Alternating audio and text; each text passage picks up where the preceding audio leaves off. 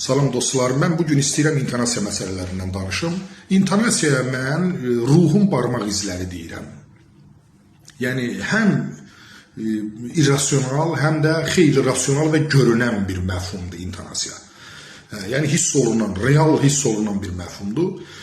Poeziyanın sirlərini bilən insanlar gözəl bilir ki, şairlər ədəbiyyata, şeir, düşüncə, ideyadan çox intonasiya gətirirlər. Yəni, özünün intonasiyası olmayan heç bir şair, hətta heç bir sənət adamı məşğul olduğu yaradıcılıq sahəsində özünü realizə eləyib, deməli, sübut eləyə bilməz.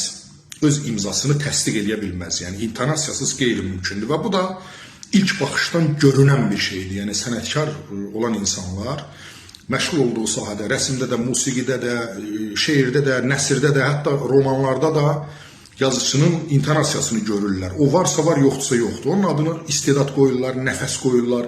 Ancaq mən intonasiya kimi bugün şərh eləmək istəyirəm və həm də Azərbaycanda çox geniş yayılmış 11-lik üzərində konkret misallarla eyni təkt bölgüsünü seçəcəyik ki, yəni belə bəhanə yerimiz qalmasın. Təkt bölgüləri eyni, heca sayıları eyni. Sadəcə müxtəlif zamanlardan intonasiya fərqlərinə diqqət edəcəyik. Müasir dövrdən başlayırıq. Dünən hələ bu boydaydı, bu boyda, indən belə ağlamaqdan nə fayda, öldür məni oynamaram bu toyda, öldür məni bəlkə bir də dirildim. Deməli, gedirik Sovet dövrünə doğru, intonasiya daha da ağırlaşır.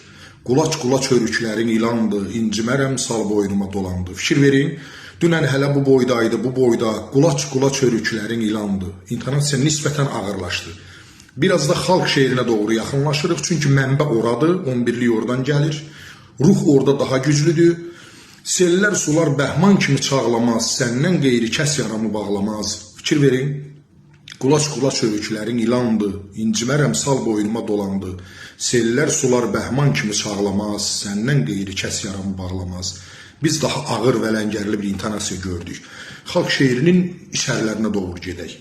Ay ariflər, gəlin sizə söylüyüm, kəsilib üstümdən yar nişanası. Fikir verək, indi müqayisə edək.